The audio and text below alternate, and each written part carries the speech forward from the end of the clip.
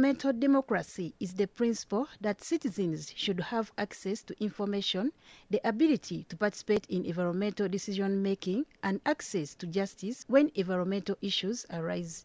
It has 3 pillars and operates on the core idea that environmental challenges are best handled with the informed and active participation of all concerned citizens of environmental democracy. Today, we bring you one of the researchers on environmental democracy at Kiambogo University and Executive Director, Green Behavior Club Network International, Welaga Elisha Kigundu, to enlighten us more on environmental democracy. I'm honored to be given a chance to promote environmental democracy on this program. My name is Kigundu Elisa. I'm a teacher by profession. I'm a science teacher of biology and sport science, and I'm a researcher. I'm doing a PhD in environmental democracy in Kiambogo University. Environmental democracy is the same as sustainable development. They have the same pillars. It's the same as green economy. They have the same pillars.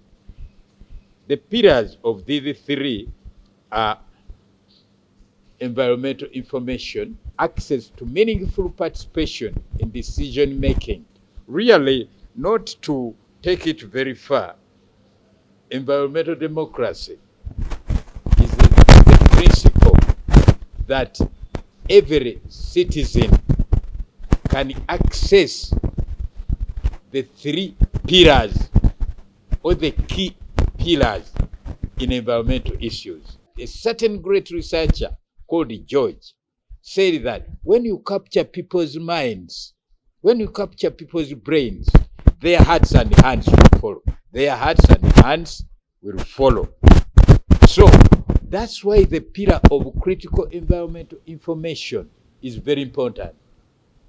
And it is most important in the earliest age, of development, of a person's development. Because even locally we have a saying, I repeat this saying whenever I get a chance, that when you bend an old tree, it breaks. That's why we have mature people who are destroying the environment. Really, their brains, their hearts and their hands were not captured at an early stage to care for our Mother Earth. They take Mother Earth for granted. When they see wetlands, they see buildings. They don't see oxygen we breathe from wetlands. They don't see wetlands absorbing carbon dioxide to stop global warming. Because their hearts and brains and hands were not captured with any early curriculum of caring for Mother Earth and jealously. We must take back the whole society back to the blackboard to understand what it means to protect the environment. Because everyone, if these trees are cut, all of them, we shall have to buy oxygen. And funny enough, as a sports science teacher, we have learned that when there's enough oxygen, wounds heal quickly. Don't think sportsmen don't need oxygen. There's even a system where they put in very much oxygen and wounds heal quickly. So when you cut all the forests and the wetlands fill them, time will come when even wounds don't heal. When you have to buy oxygen. The COVID which came because of unsustainable development. China thought the countries we are copying. They have now reversed that trend of linear development. The development should be circular, so that while you develop, you care for the environment. That's what we mean by environmental democracy.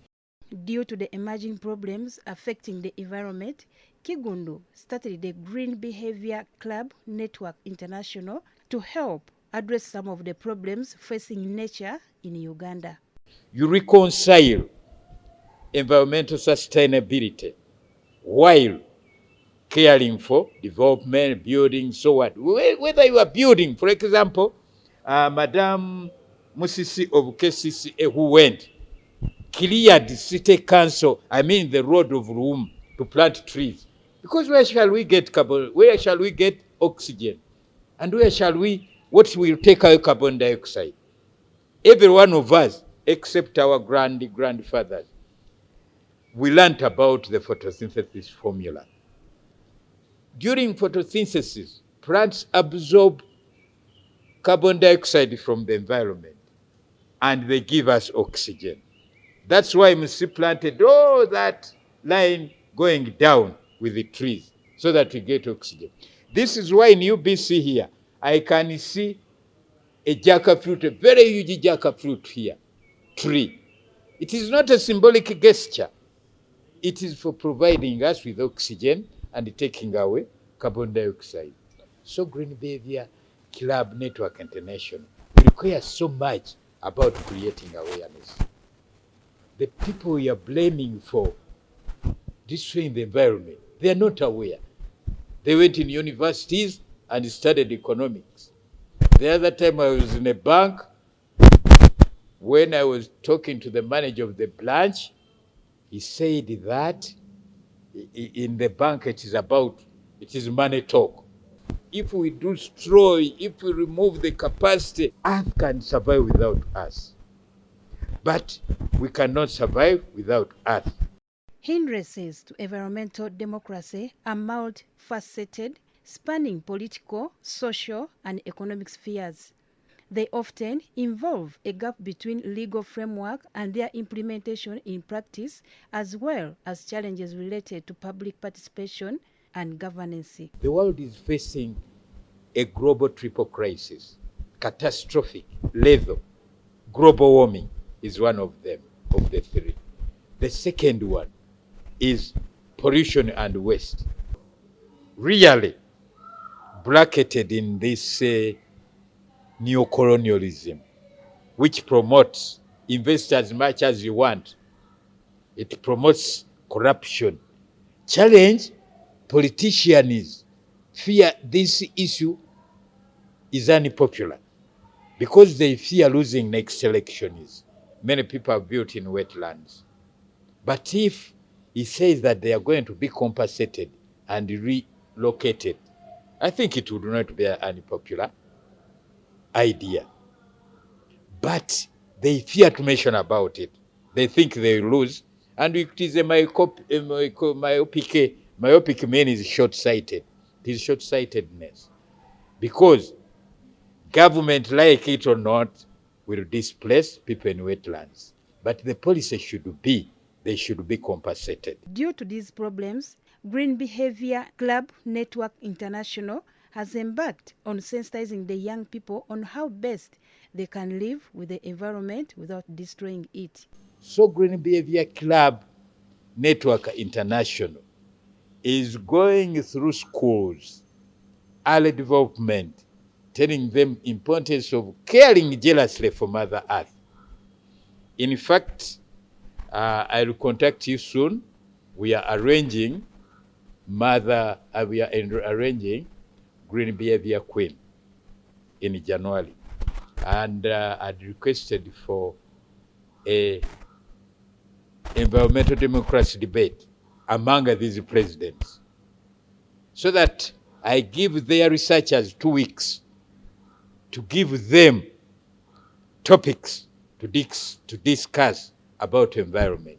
But you see, when I asked for it from Electoral Commission, I've not yet got any response. But we depend on Earth. I got surprised from who is the son of your brother? For us in Uganda, it is a son. We don't discriminate. He was from Chitende St. Mary's.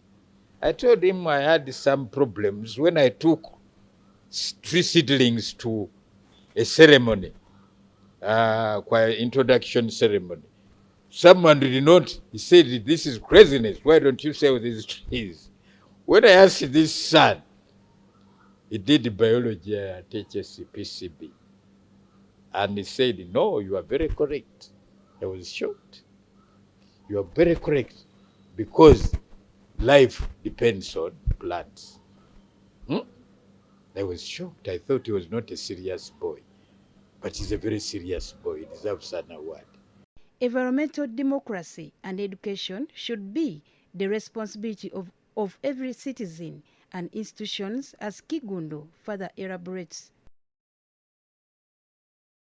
What should be done? Really, it should be voluntary. And I must remind everyone who has a right to sue anyone who is causing environmental harm to him or to someone he cares for or to the future. Everyone has a right.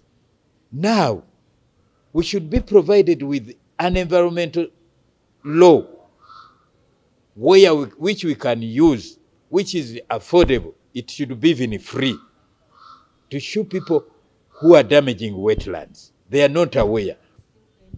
But it is pending. Time does not wait. This is why people perished because of the waste.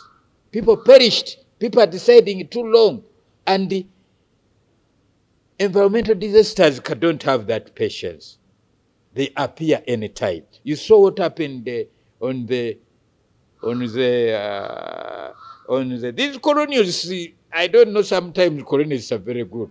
They construct the city and left that trench, that benchmark what they are Nachivubo.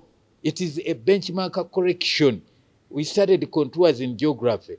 There was there were many contours on the map when we are doing map reading. That is the center of water correction, and that is the one. But you can imagine, colonialists were abused, left it there. As if Uganda is full.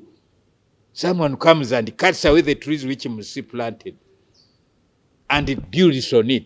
And there below, it leaves a level which is very short for water to occupy. And you can see water barrages when it is running. Every institution should show that it educates the environment through messages on walls, through donating to environmental civil society organizations to carry out awareness, through planting trees. It should not be a symbolic gesture. Someone can say, I've planted trees, and yet tomorrow the trees have not been cared for. Parliament should show us where we have to report, because NEMA is slow. We should have a lawyer, I think, in every district, on whom we take our cases of environmental injustice. I request that governance, quality governance of natural resources depends on environmental democracy, depends on sustainable development, depends on green economy, and all on nature depends on a well cared for environment. The environment can do without us, but we can't do without the environment. Environmental democracy, built on pillars of access to information, public participation in decision-making, and access to justice, is considered essential for achieving environmental sustainability.